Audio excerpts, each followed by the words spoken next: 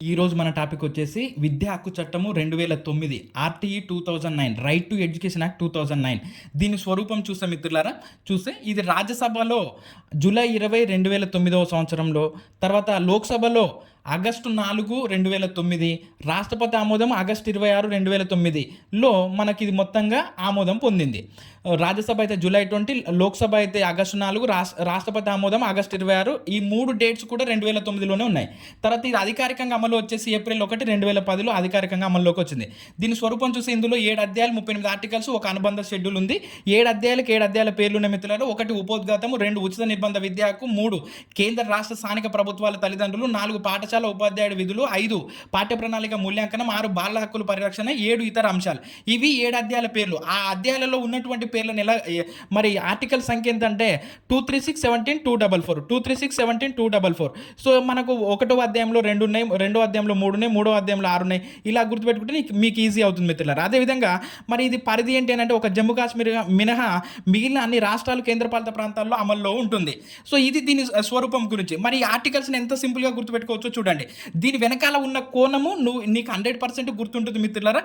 So నువ్వేం చేయాలి అని అంటే ఆ నెంబర్కు రిలేటెడ్గా ఒకటి గుర్తుపెట్టుకుంటే ఈజీ అయిపోతుంది. అలా నేను మీకు 38 ఆర్టికల్స్ వరకు కూడా ఈజీగా రాసి ఇచ్చేసాను. చూస్తే మనం ఆర్టికల్ 1 పేరు పరిధి అమలు, ఆర్టికల్ 2 వివిధ భావనలు నిర్వచనాలు, ఆర్టికల్ 3 ఖర్చును స్థానిక ప్రభుత్వమే భరించాలి, ఆర్టికల్ 4 శిక్షణ అంటే ప్రాథమిక విద్యను పూర్తి చేసేలా వాళ్ళకు పిల్లలకు శిక్షణ ఇవ్వాలి. 5 టీసీ ఏంటి ట్రాన్స్ఫర్ సర్టిఫికేట్, ట్రాన్స్ఫర్ పిల్లవాడు ఎక్కడ చదువుకోవడానికైనా సరే టీసీ అడిగితే ఇవ్వాలి, అది ఇవ్వకుంటే నేరము అనేది 5వది చెప్తా ఉంది. 6వది వచ్చేసి ప్రైమరీ స్కూల్ ఏర్పాటు అంటే ఇది విద్యా హక్కు చట్టం అమలైన తర్వాత 3 సంవత్సరాల లోపు ప్రైమరీ స్కూల్ని ఏర్పాటు చేయాలి. అదేవిధంగా ఆర్టికల్ 7 కేంద్ర రాష్ట్రాల నిష్పత్తి. నీకు ఆర్టికల్ 7 అనగానే కేంద్ర రాష్ట్ర నిష్పత్తి అనేది ఒకటే గుర్తుపెట్టుకోవాలి. 7 అంటే నిష్పత్తి, 6 అంటే పిఎస్, 3 అంటే ఖర్చు, 4 అంటే తర్ఫీదు, 5 అంటే టీసీ. ఇలా ఒక వర్డ్ తోటి గుర్తుపెట్టుకుంటే మీకు ఈజీ అవుతుంది మిత్రులారా. సో చూస్తే 7 వచ్చేసి కేంద్ర రాష్ట్రాల నిష్పత్తి ఏంటి, కేంద్రం అయితే 65%, రాష్ట్రం అయితే 35%. అదేవిధంగా ఈశాన్య రాష్ట్రాలకైతే ఇది వేరుగా ఉంటుంది. కేంద్రము 90% అంటే ఆ ఈశాన్య రాష్ట్రాలు 10%. సో అవి కొంచెం అభివృద్ధిలో వెనుకబడి ఉన్నాయి కాబట్టి వాటికి తక్కువ మొత్తంలో ఖర్చును ఇచ్చారు. సో కాబట్టి ఈ విధంగా మనకు ఈ 7 అనేది నిష్పత్తి గురించి తెలుపుతుంది. తర్వాత 8 చూస్తే రాష్ట్ర ప్రభుత్వం యొక్క బాధ్యత అంటే ప్రాథమిక విద్యను పూర్తి చేసేలా చూడటము రాష్ట్ర ప్రభుత్వం యొక్క బాధ్యత. 9 నిధుల దుర్వినియోగం కాకుండా చూసుకోవడం. 10 తల్లిదండ్రుల యొక్క విధి, పిల్లలను పాఠశాలలో చేర్పించి వాళ్ళను విద్య పూర్తి అయ్యేటట్టు చూడటం తల్లిదండ్రుల యొక్క విధి. ఆ 11 వచ్చేసి పీపీఎస్ ప్రీ ప్రైమరీ స్కూల్స్ని ఏర్పాటు చేయాలి 3 నుంచి 6 సంవత్సరాల పిల్లల కోసం. 12 వచ్చేసి 25% సీట్లు కేటాయించాలి. ఏంటి ప్రైవేటు మరియు ఎయిడెడ్ పాఠశాలలు ఏవైతే ఉన్నాయో అవి బలహీన వర్గాల పిల్లల కోసం వాళ్ళకు ఉన్నటువంటి సీట్లలో 20% సీట్లు కేటాయించాలి. ఆర్టికల్ 13 క్యాపిటేషన్ రుసుము తీసుకోరాదు అంటే స్కూల్ నిర్ణయించినటువంటి ఫీజు తప్ప ఇంకా ఏ ఇతర తీసుకున్న అది క్యాపిటేషన్ రుసుము అవుతుంది. సో దాన్ని తీసుకుంటే మరి ఎంత తీసుకున్న దానికి 10 రెట్లు జరిమానా విధించాలి. ఇది ఆర్టికల్ 13.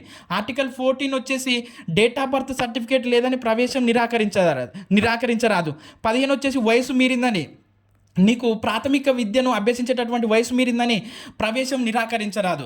ఏంటి ఆర్టికల్ 15 వచ్చేసి 16 వచ్చేసి నిలుపుదల, మళ్ళీ అదే తరగతిలో మళ్ళీ కూర్చోబెట్టరాదు, నిలుపుదల చేయరాదు. తర్వాత 17 వచ్చేసి కొట్టరాదు, తిట్టరాదు. 18 పాఠశాలకు గుర్తింపు ఉంటేనే రన్ చేయాలి, లేకపోతే ₹1,00,000 జరిమానా. 19 వచ్చేసి ఆ 18 ప్రకారం పాఠశాల గుర్తింపు పొంది పనిచేయాలి. ఆర్టికల్ 20 వచ్చేసి ఇందులో ఉన్నటువంటి నియమాలను సవరించే హక్కు కేంద్ర ప్రభుత్వానికి కలదు. ఆర్టికల్ 21 వచ్చేసి ఎస్ఎంసీ స్కూల్ మేనేజ్మెంట్ కమిటీ, ఇందులో 50% మహిళలు ఉండాలి, 25% ప్రజాప్రతినిధులు ఉండాలి, 75% తల్లిదండ్రులు ఉండాలి. ఆర్టికల్ 21 ఎస్ఎంసీ గురించి చెప్తుంది. 22 21 ప్రకారం పాఠశాల అభివృద్ధికి ప్రణాళికలు రచించుకోవాలి. 23 వచ్చేసి ఉచిత విద్యార్హత, ఉపాధ్యాయుడి యొక్క విద్యార్హత గురించి తెలుపుతుంది. 24 వచ్చేసి ఉపాధ్యాయుడి విధులు. 25 వచ్చేసి ఉపాధ్యాయ విద్యార్థి నిష్పత్తి 1:30. 26 వచ్చేసి 10% ఖాళీలు ఉండరాదు, ఉంటే నియమించాలి డిఎస్సి నిర్వహించి. తర్వాత 27 వచ్చేసి ఉపాధ్యాయులను జనగణన, ఎన్నికల విధులు, విపత్తు నిర్వహణకు తప్ప ఇంకా మరి వేటికి కూడా వాళ్ళకు విధులు విధించరాదు.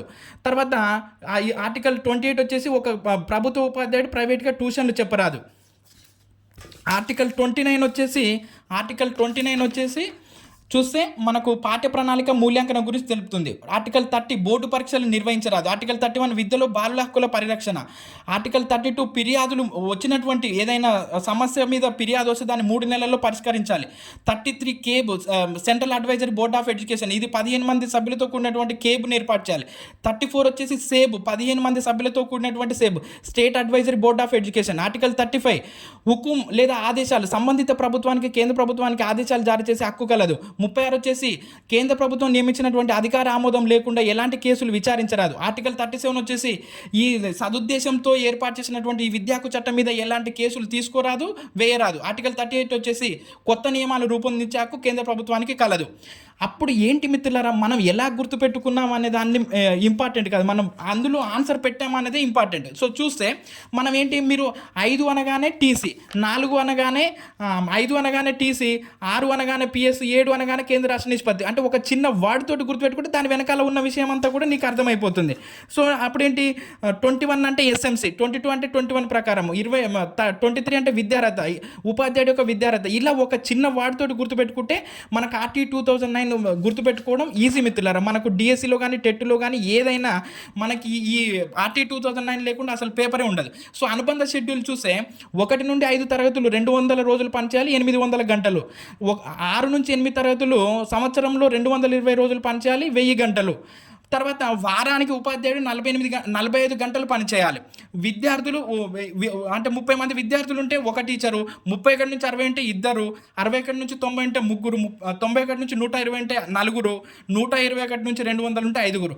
కానీ ఇక్కడ ఒక చిన్న పాయింట్ ఏంటి అని అంటే 150 కంటే ఎక్కువగా స్టూడెంట్స్ ఉంటే ఒక హెడ్ మాస్టరు, 5 టీచర్లు ఉండాలి. మరి కేంద్ర స్థాయిలో ఈ విద్యా హక్కు చట్టాన్ని పరిరక్షించడానికి ఏర్పడింది NCPCR, national commission for protection of child rights. So ప్రస్తుతం దీని ఎన్సిపిసిఆర్ చైర్మన్గా తృప్తి గురుహ ఉన్నాడు. సో ఎస్సిపిసిఆర్ చైర్మన్గా ప్రస్తుతం మన తెలంగాణ ఎస్సిపిసిఆర్ చైర్మన్గా కొత్తకోట సీత దయాకర్ రెడ్డి గారు ఉన్నారు.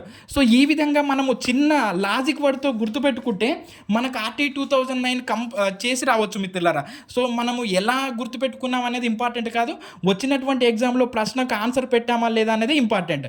సో మిత్రులారా, మన ఛానల్ను ఫాలో అవ్వండి, సబ్స్క్రైబ్ చేసుకోండి, లైక్ చేయండి, షేర్ చేయండి మిత్రులారా.